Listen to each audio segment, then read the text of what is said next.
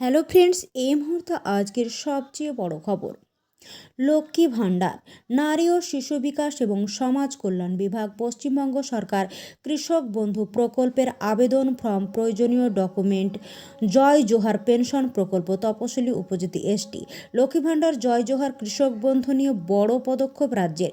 বিস্তারিত জানিয়ে দেবো আজকের এই ভিডিওটির মাধ্যমে। ভিডিওটি স্কিপ না করে সম্পূর্ণ দেখবেন। ভিডিওটি যদি ভালো লেগে থাকে বা কাজে লেগে থাকে তাহলে একটি লাইক করবেন, আর এই চ্যানেলে নতুন নতুন আপডেট পেতে চ্যানেলকে অবশ্যই সাবস্ক্রাইব করবেন। তো মুখ্যমন্ত্রী মমতা বন্দ্যোপাধ্যায় নির্দেশে রাজ্যে 3টি সামাজিক প্রকল্প নিয়ে বড় পদক্ষেপ করতে চলেছে রাজ্য সরকার। এই 3 প্রকল্প হলো 1 লক্ষ্মী ভাণ্ডার, 2 জয় জোহার, 3 কৃষক বন্ধু।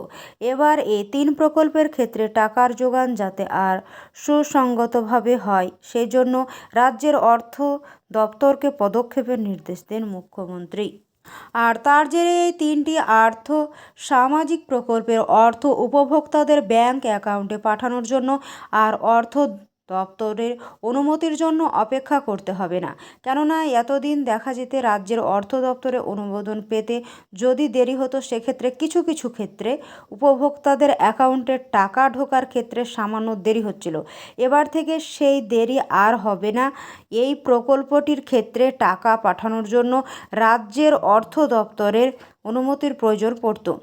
সংশ্লিষ্ট দপ্তরগুলির থেকে অর্থ দপ্তরের ফাইল আসতে কিছুটা দেরি হয়, কিন্তু যাতে সময়ে টাকা দেওয়ার ক্ষেত্রে কোনো সমস্যা না হয় সেজন্য এবার বড় পদক্ষেপ করলেন মুখ্যমন্ত্রী।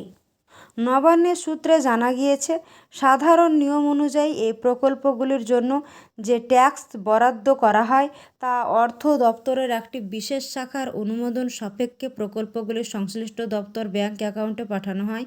এরপর সেখান থেকে উপভোক্তাদের অ্যাকাউন্টে পৌঁছে সেই অর্থ এই থেকেই গ্রুপটির অনুমোদন ছাড়াই সংশ্লিষ্ট দপ্তরের ব্যাংকে অ্যাকাউন্টে ঢুকে যাবে। এরপর যারা ওই প্রকল্পগুলির গ্রাহক তারা সেই টাকা পাবেন।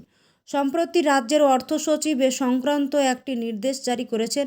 উল্লেখ্য, মুখ্যমন্ত্রী মমতা বন্দ্যোপাধ্যায় চালু করা যাবতীয় আর্থসামাজিক প্রকল্পগুলির মধ্যে লক্ষ্মী ভাণ্ডার সব থেকে বেশি জনপ্রিয় পেয়েছে।